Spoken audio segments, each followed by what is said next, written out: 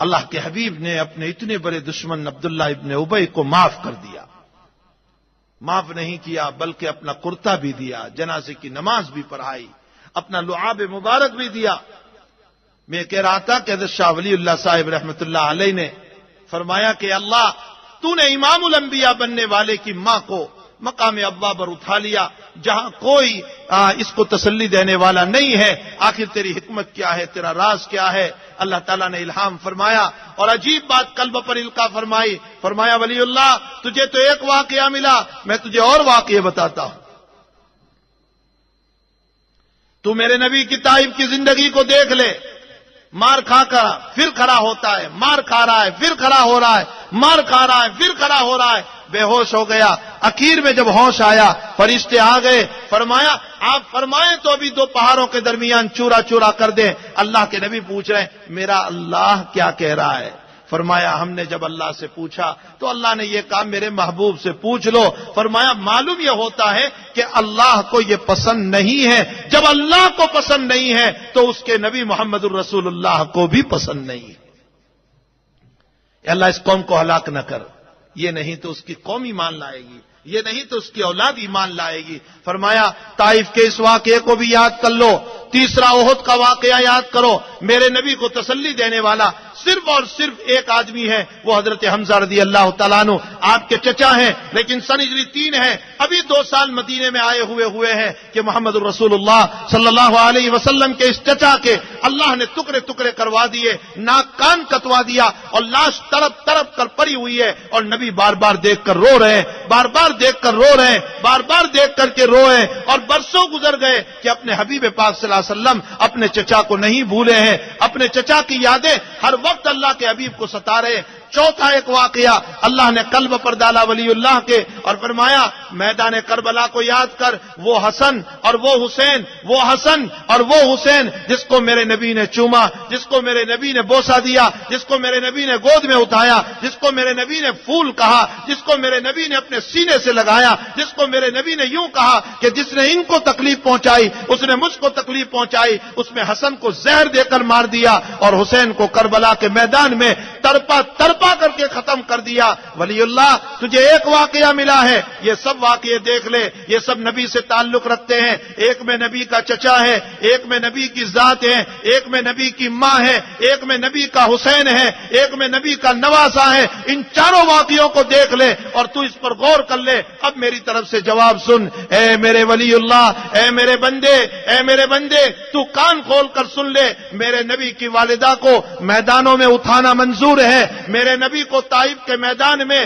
مار کھلانا منظور ہے, میرے نبی کے چچا کو احد میں ٹکڑے کرانا منظور ہے, اور میدان کربلا میں حسین کے 2 ٹکڑے کرانا منظور ہے.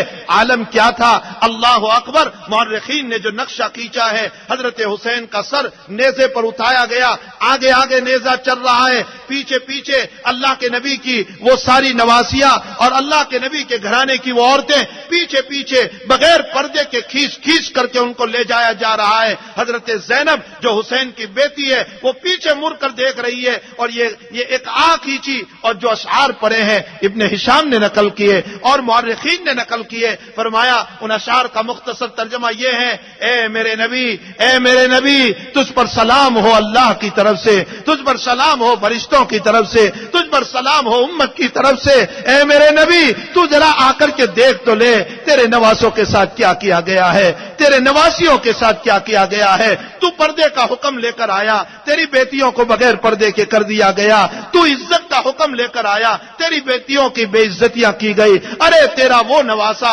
جس کو تو نے چوما اور جس کو تو نے چاہتا اور جس کو تو نے بوسا دیا, اس حسین کا عالم یہ ہے کہ آج نیزے پر بیٹھ کر ایک دلہا بن کر کے چل رہا ہے. دنیا کے دلہے اپنے گلے میں فلہار پہنتے ہیں اور تیرا نواسا ایسا دلہا بنا ہوا ہے کہ اس کے گلے میں خون کا ہار پہنایا گیا ہے.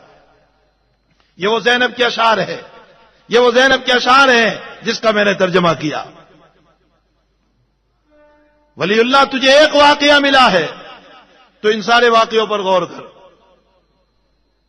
مجھے میرے نبی کو طائف میں مار کھلانا منظور ہے, احد میں چچا کے ٹکڑے کرانا منظور ہے, کربلا میں حسین کی گردن کو علیحدہ کروانا منظور ہے, جس وقت حضرت حسین کا سر مبارک زیاد کے سامنے لایا گیا اور کمبخت نے یوں لکڑی ماری چہرے پر اور پھرانے لگا، اور پھراتے پھراتے جب رخسار پر آیا اور ہونٹ پر آیا تو ایک صحابی رسول وہاں بیٹھے ہوئے تھے، انہوں نے فرمایا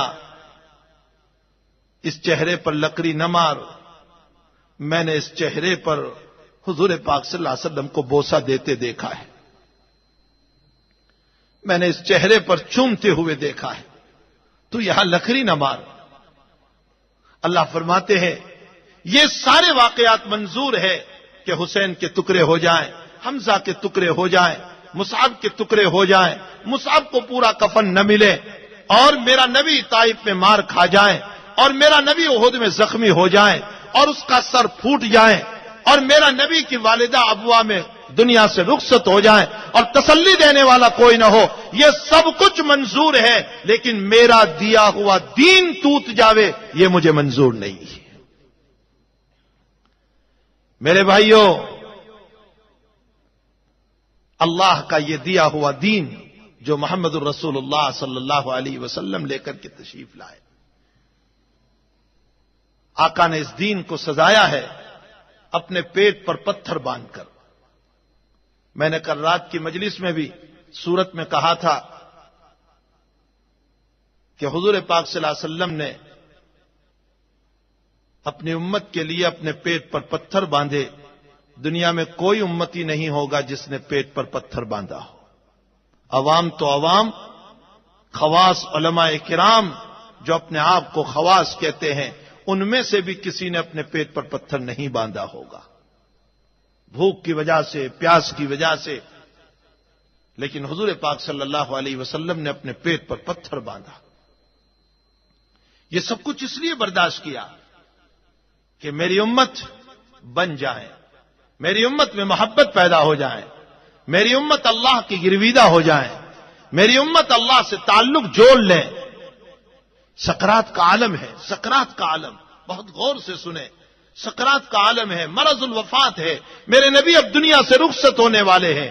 حضرت عائشہ فرماتی ہے کہ میری گود میں سر تھا، میری گود میں حضور پاک صلی اللہ علیہ وسلم کا سر مبارک تھا، اور آقا نے فرمایا ٹھنڈا پانی لاؤ، پانی منگوایا، اندر میں ہاتھ ڈالا اور اپنے چہرے پر پانی والا ہاتھ پھیرتے جا رہے، اور یہ فرمایا یا عائشہ ان للموت سکرات، عائشہ موت کی بڑی سختی ہے، عائشہ موت کی بڑی سختی ہے۔ حضرت عائشہ رضی اللہ تعالیٰ عنہ فرماتی ہے کہ میں یہ سوچ رہی تھی کہ سکرات گنہگاروں کو ہوتی ہے، لیکن جب میں نے اپنے نبی علیہ الصلاۃ والسلام کو سکرات میں دیکھا تو میرے دل نے یقین کر لیا کہ نیکوں کو بھی سکرات ہوتی ہے۔ سکرات کی مختلف وجوہات علماء نے لکھی ہے۔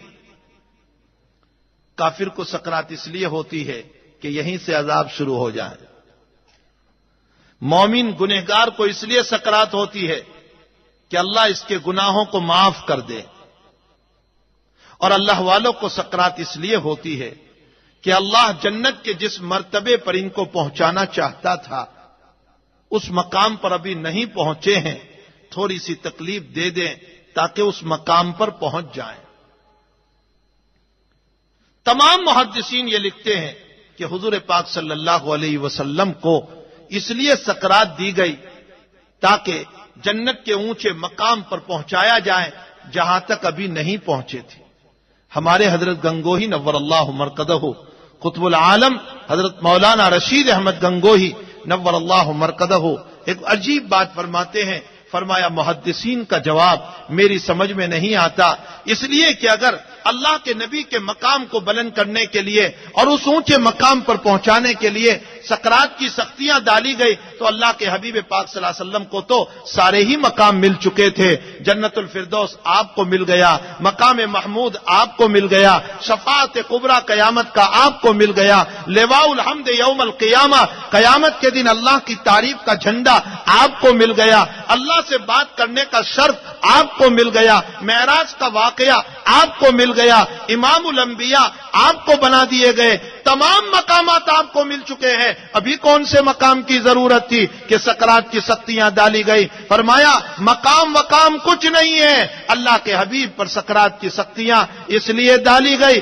کہ امت میں اگر کسی پر موت کی سکرات آ جائیں، اپنے ابا پر سختی، اپنی ماں پر سکرات، اپنی بیوی پر سکرات، اپنے شوہر پر سکرات، اپنی بہن پر سکرات، اپنے بھائی پر سکرات، تو ہم اپنے نبی کی سکرات کو یاد کر لیں اور تسلی ہو جائیں کہ اگر میرے باپ کو سکرات ہو رہی ہے تو کیا ہوا، میرے نبی کو بھی تو ہوئی تھی، میری ماں کو سکرات ہو رہی ہے تو کیا ہوا، میرے نبی کو بھی تو ہوئی تھی، میری بیوی کو ہو رہی ہے تو کیا ہوا، میرے نبی کو بھی تو ہوئی تھی، میرے شوہر کو سکرات ہو رہی ہے تو کیا ہوا، میرے نبی کو بھی تو ہوئی تھی۔ اللہ کے نبی نے امت کی تسلی کے لیے سکرات کی سختیاں بھی برداشت فرمائی۔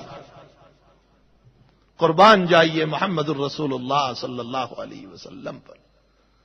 آج سیرت کے عنوان پر ہم نے جلسہ کر لیا، کیا اس سے نبی کا حق ادا ہو گیا؟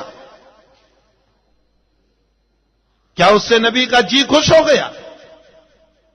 کیا سیرت کے یہی 12 دن جس کے اندر ہم حضور پاک صلی اللہ علیہ وسلم کو صرف خوش کریں گے؟ سیرت تو یہ ہے کہ ہماری پوری زندگی میں حضور پاک صلی اللہ علیہ وسلم آ جائیں، ہمارے عقائد بھی صحیح ہو، پختہ عقائد ہو، اللہ پر یقین کامل ہو، اللہ سے ہونے کا یقین ہو، غیر اللہ سے نہ ہونے کا یقین ہو، وہی شفا دینے والا، وہی بیماری دینے والا، وہی موت دینے والا، وہی حیات دینے والا، وہ سب کچھ کرنے والا رب ہے۔ اپنے عقائد بھی صحیح ہو، اپنی عبادات بھی صحیح ہو، ہماری عبادتیں بھی صحیح ہو۔ ایک وقت تھا، آپ نے بھی دیکھا ہوگا، مسجد کے دروازوں پر غیر مسلم عورتیں اپنے چھوٹے چھوٹے بچوں کو لے کر کھڑی رہتی تھی، اور مسجد کے مصلی جب نکلتے تھے تو کہتی تھی میرا بچہ بیمار ہو گیا ہے، ذرا دم کرتے جاؤ، ذرا پھونک مارتے جاؤ۔ لیکن اب ان عورتوں نے مسجد کے دروازے پر کھڑے رہنا بھی بند کر دیا، اس لیے کہ اس وقت یہ لوگ یہ سمجھتے تھے کہ مسلمان بازار میں گندا ہوتا ہے، مسجد میں اچھا ہوتا ہے، لیکن اب تو دم کروانا چھڑوا کر انہوں نے یہ یقین کر لیا اب تو مسلمان مسجد میں بھی گندا ہوتا ہے۔ میرے بھائیوں، ہماری عبادتیں بھی وہ نہیں رہی، نہ ہماری عبادتوں میں رب ہے، نہ ہماری عبادتوں میں اللہ ہے، نہ ہماری عبادتوں میں مولا کی یادیں ہیں، نہ ہمارا دل اللہ کی طرف ہے۔ میرے نبی علیہ السلام فرماتے ہیں کہ جس نے اچھی طرح وضو کیا، وضو کرنے کے بعد 2 رکعت تحیت الوضو پڑھی، اور ایسی 2 رکعت پڑھی کہ جس میں دنیا کے خیالات نہیں آئے، جب سلام پھیرے گا اللہ اس کی زندگی کے پچھلے سارے گناہوں کو معاف کر دے گا۔ یہ کب ہوگا؟ جبکہ ہماری نماز بھی نماز ہو، ہماری عبادتیں صحیح ہو، ہم راتوں میں اٹھنے والے ہو۔ وَبِالْأَسْحَارِ هُمْ يَسْتَغْفِرُونَ وَبِالْأَسْحَارِ هُمْ يَسْتَغْفِرُونَ۔ اللہ مومن کی صفات یہ بیان کر رہا ہے کہ مسلمان وہ ہوتا ہے جو راتوں میں اٹھ کر کے 2-4 رکعت نماز پڑھتا ہے، اللہ سے استغفار کرتا ہے۔ تتجافى جنوبهم عن المضاجع يدعون ربهم خوفا وطمعا ومما رزقناهم ينفقون۔ تتجافى جنوبهم عن المضاجع يدعون ربهم خوفا وطمعا۔ سردی پڑ رہی ہے، ٹھنڈی پڑ رہی ہے، گرم گرم لحاظ دعوت دے رہا ہے، ارے لپٹ جا میرے اندر، لپٹ جا میرے اندر، بیوی بلا رہی ہے میرے ساتھ لپٹ جا لپٹ جا۔ ایسے وقت میں شوہر اٹھ کر گرم گرم بستروں کو چھوڑ کر صبح آدھا گھنٹہ اپنے رب کے سامنے کھڑا ہو کر 2-4 رکعت تہجد کی پڑھ لیتا ہے۔ اللہ کہتا ہے اس وقت کی مانگی ہوئی تمنائیں میں پوری کرتا ہوں۔ مومن کی صفت یہ بیان کی گئی۔ مومن کی صفت کیا بیان کی گئی؟ قد افلح المؤمنون الذين هم في صلاتهم خاشعون والذين هم للزكاة فاعلون والذين هم لفروجهم حافظون إلا على أزواجهم او ما ملكت ايمانهم فانهم غير ملومين والذين هم لاماناتهم وعهدهم راعون والذين هم بشهاداتهم قائمون والذين هم على صلاتهم يحافظون. مومن تو وہ ہے جو نماز قائم کرنے والا، جو زکات دینے والا، جو اپنی شرمگاہوں کی حفاظت کرنے والا، اللہ ہے کہ اپنی بیوی ہو یا اپنی باندیا ہو. اور مومن وہ ہے جو اپنی امانتوں کو صحیح طور پر ادا کرنے والا.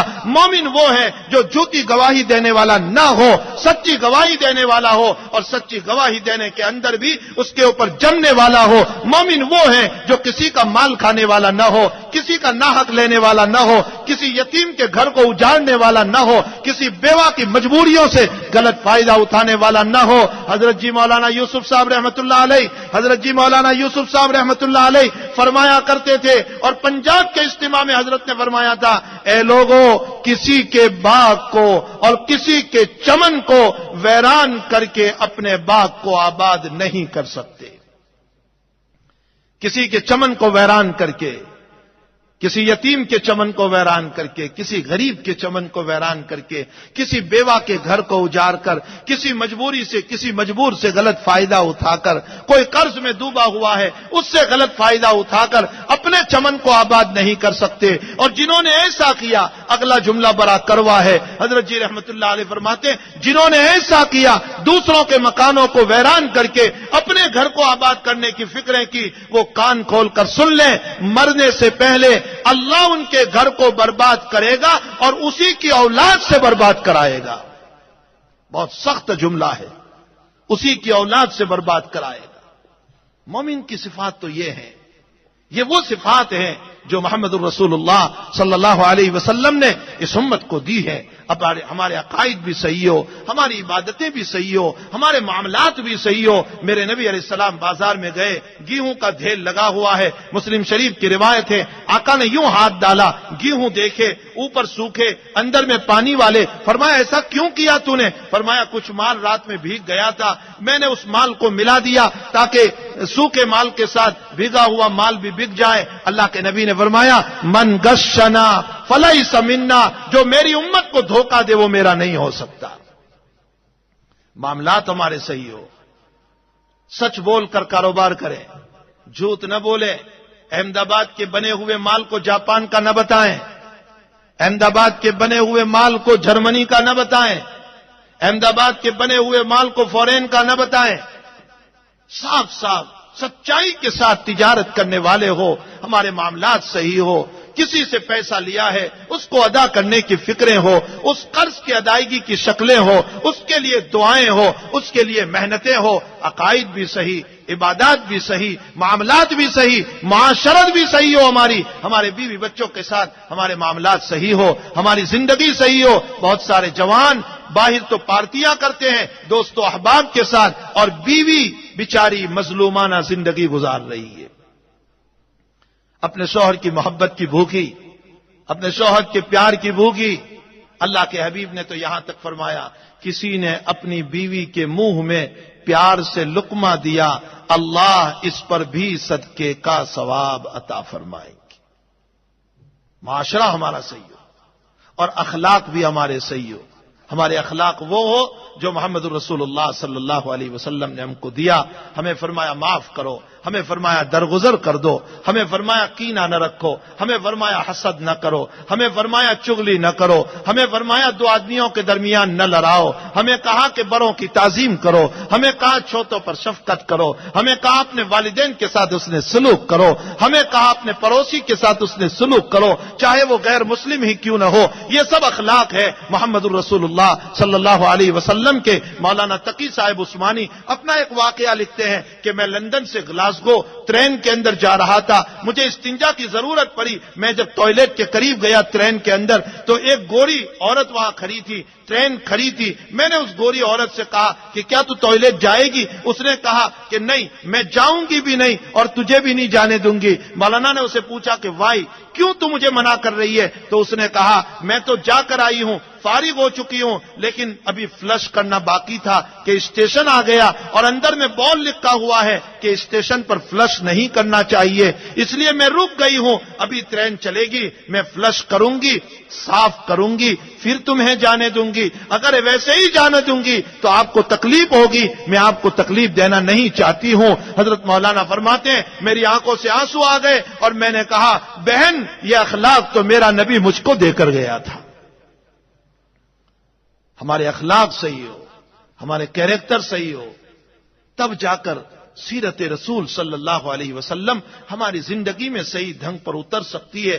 اسی لیے اللہ کے حبیب نے فرمایا انما بعثت معلما، اللہ نے مجھ کو معلم بنا کر بھیجا ہے، اور دوسری روایت میں فرمایا انما بعثت لاتمم مکارم الاخلاق، میں مکارم اخلاق یعنی اچھے اخلاق کی تعلیم دینے والا بن کر کے دنیا میں آیا ہوں۔ اللہ جل شانہ ہم تمام میں حضور پاک صلی اللہ علیہ وسلم کی سیرت کو زندہ فرمائیں، آپ کے طریقوں کو زندہ فرمائیں، آپ کی سنتوں کو زندہ فرمائیں، اور ہمارے اندر میں لا الہ الا اللہ ہو اور ہمارے ظاہر میں محمد الرسول اللہ ہو، ہماری چال میں تواضع ہو، ہماری آنکھوں میں حضور پاک صلی اللہ علیہ وسلم جیسی شرم و حیا ہو، ہمارے دماغ اور ہمارے دل میں صحیح سوچ ہو، ہم غلط سوچنے والے نہ ہو، ہمارا بدن تمام برائیوں سے پاک ہو۔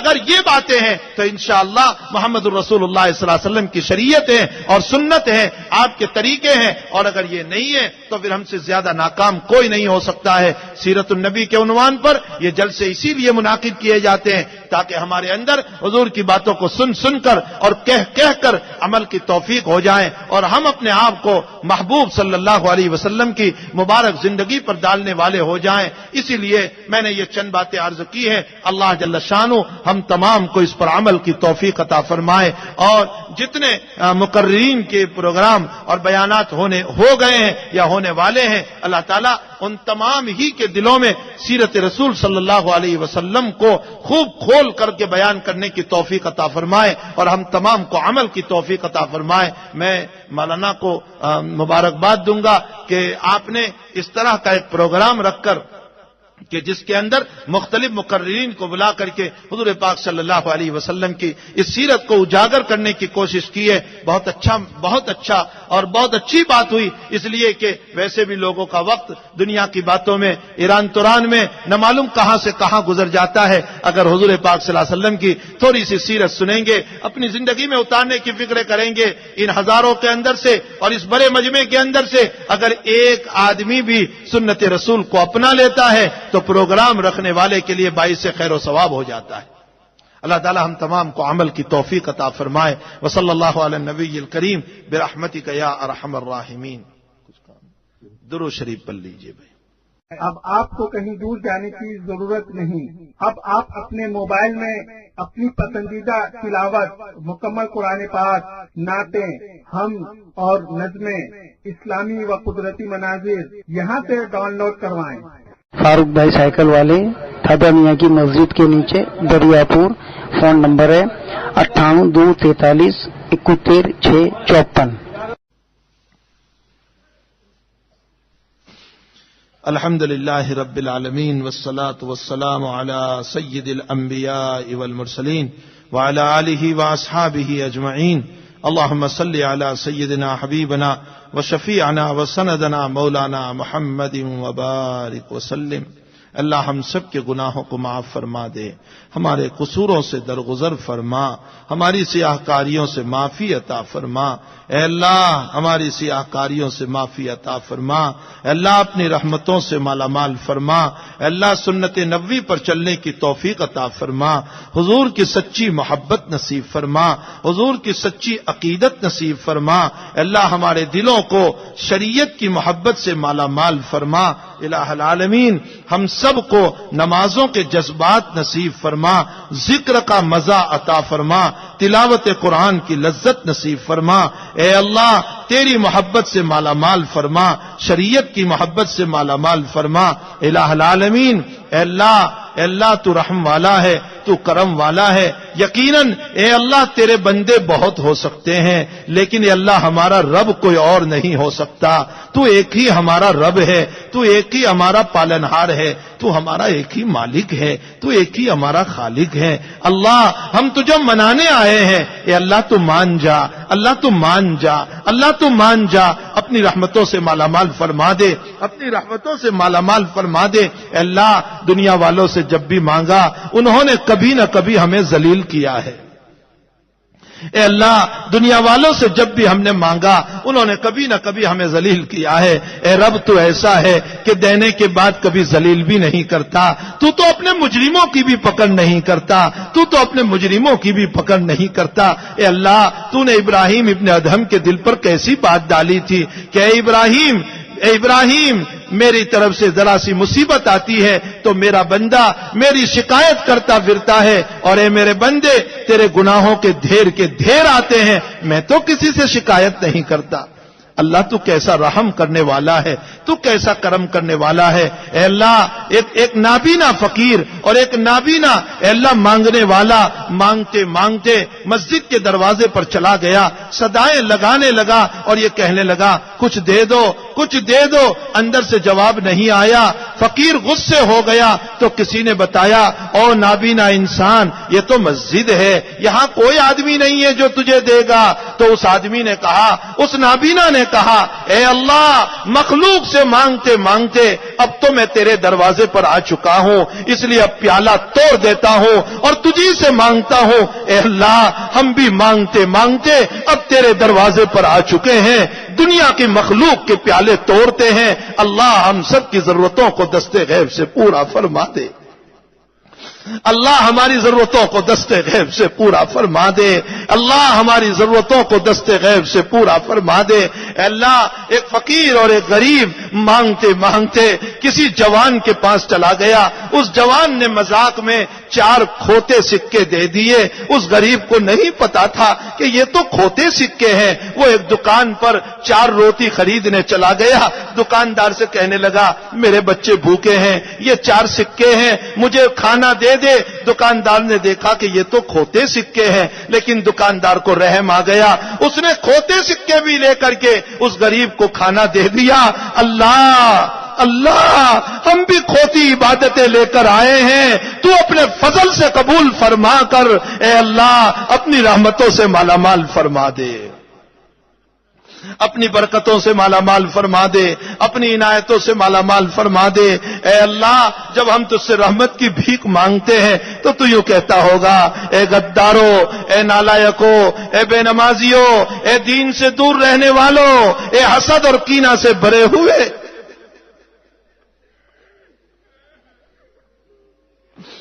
تم میری رحمت کو ہاں مانگ رہے ہو۔ میری رحمت تو ابو بکر کو ملتی تھی، عمر عثمان کو ملتی تھی، علی کو ملتی تھی، عائشہ خدیجہ رقیہ کو ملتی تھی۔ اے اللہ وہ تو سب قبر میں چلے گئے، کہاں سے لائے اب؟ وہ سب قبر میں چلے گئے، اللہ کہاں سے لائیں؟ ان پر جب تو اپنی رحمتیں اتارے تو کچھ چیتے ہمیں بھی عطا فرما دے۔ اللہ ہمارے بیماروں کو شفا عطا فرما، ہمارے بیماروں کو شفا عطا فرما، ہمارے مرحومین کی مغفرت فرما، ہمارے مقروضوں کے قرض کی ادائیگی کی صورتیں پیدا فرما، ہمارے پریشان حالوں کی پریشانیوں کو دور فرما۔ اے اللہ بے قصور قید خانے میں ہیں انہیں رہائی نصیب فرما، غلط مقدمات میں ہے نجات عطا فرما۔ اے اللہ ہمارے مولانا حبیب صاحب کو اپنی محبت سے سرسار فرما۔ اے اللہ اس مدرسے کو دین دوگنی رات چوگنی ترقیوں سے مالا مال فرما، تمام طرح کے شرور اور فتن سے حفاظت فرما۔ اے اللہ اس مجمع کو قبول فرما، مجمع کی ضرورتوں کو دستے غیب سے پورا فرما، سب کی حاجتوں کو پورا فرما۔ اے اللہ اس میں کتنے لوگ ہوں گے جو اپنی پریشانیاں تیرے علاوہ کسی سے کہنا نہیں چاہتے ہیں، سب کی پریشانیاں دور فرما دے، سب کی پریشانیاں دور فرما دے، سب کی حاجتوں کو پوری فرما دے، سب کی ضرورتوں کو پورا فرما دے۔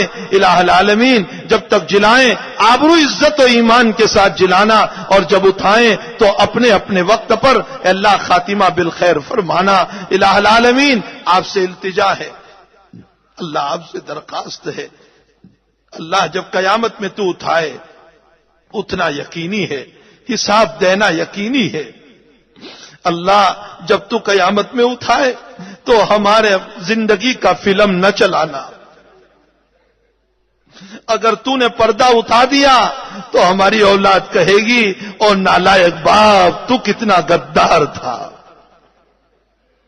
اللہ ہمیں رسوا نہ کرنا، اللہ ہمیں ذلیل نہ کرنا، اللہ ہمیں رسوا نہ کرنا، اللہ ہمیں ذلیل نہ کرنا، اپنا فضل فرما دینا، اپنا کرم فرما دینا، اپنی عنایتوں سے مالا مال کر دینا، اپنی رحمتوں سے مالا مال کر دینا، اپنے ہمارے کندھوں پر ہاتھ رکھ کر اللہ تو ہمیں معاف کر دینا۔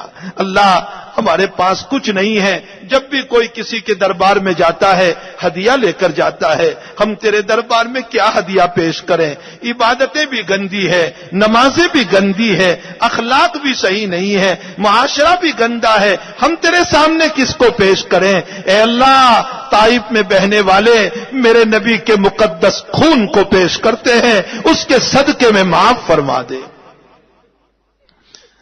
اے اللہ، احد میں تڑپنے والے حمزہ اور مصعب کو پیش کرتے ہیں، اس کے صدقے میں معاف فرما دے۔ اے اللہ، میدان کربلا میں تیرے نبی کا وہ نواسا جو بغیر پانی کے جان دے گیا، اس ظالم امت نے نبی کی اولاد کو بھی نہیں چھوڑا۔ اے اللہ، اس نبی کے نواسے کا خون پیش کرتے ہیں، اس کے بدلے میں تم معاف فرما دے، ہماری دعاؤں کو قبول فرما لے۔ اے اللہ، سفید داڑھیوں پر آنسو بہ رہے ہیں، قبول فرما لے۔